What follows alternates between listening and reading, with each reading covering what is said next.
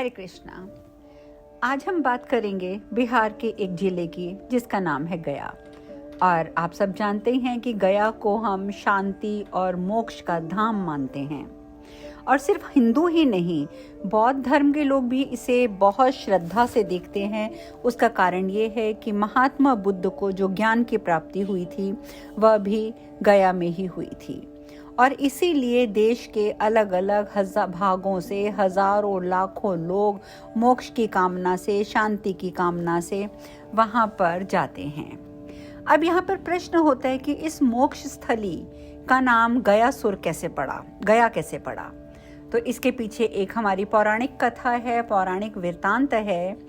पुराणों के अनुसार गया में एक राक्षस हुआ था जिसका नाम था गयासुर।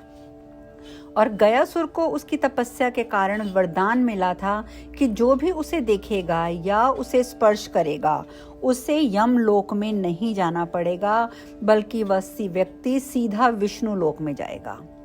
और इस वरदान के कारण जो यमलोक था वो सूना पड़ने लगा, क्योंकि जिस भी व्यक्ति को लगता था कि मरने का समय आ गया वो गयासुर को जाकर छूता था और सीधा वो विष्णु धाम पहुंच जाता था।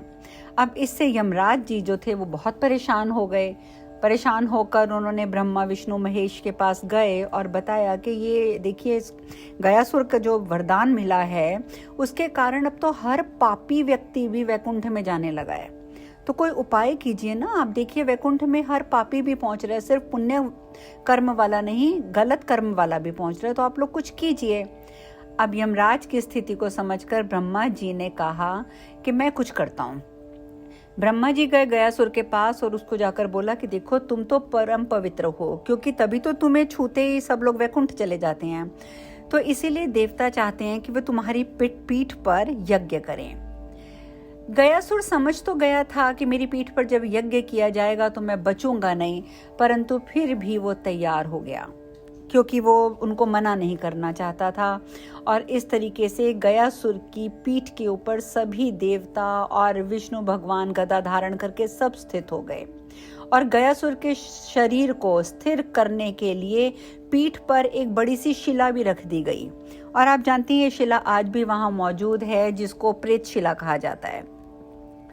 तो गयासुर के इस समर्पण से भगवान बहुत प्रसन्न हुए। भगवान विष्णु ने फिर गयासुर को पुनः वरदान दिया कि तुमने जो इतना बड़ा वरदान दिया है, तुमने जो इतना बड़ा समर्पण अपना दर्शाया है, अब से ये स्थान तुम्हारे शरीर पर, जो कि जहाँ पर तुम्हारे शरीर पर यज्ञ हुआ है, ये स्थान तुम्हारे नाम से, गया के नाम से प्रसिद्ध होगा। और यहाँ पर जो भी व्यक्ति आकर पिंड दान करेगा या श्राद्ध कर्म करेगा, तो जिसके लिए भी पिंड दान किया जा रहा होगा, श्राद्ध कर्म किया जा रहा होगा, उस व्यक्ति को मुक्ति मिलेगी। और यहाँ पर जिनका पिंड दान होगा उनको आत्मा बनकर भटकना नहीं पड़ेगा।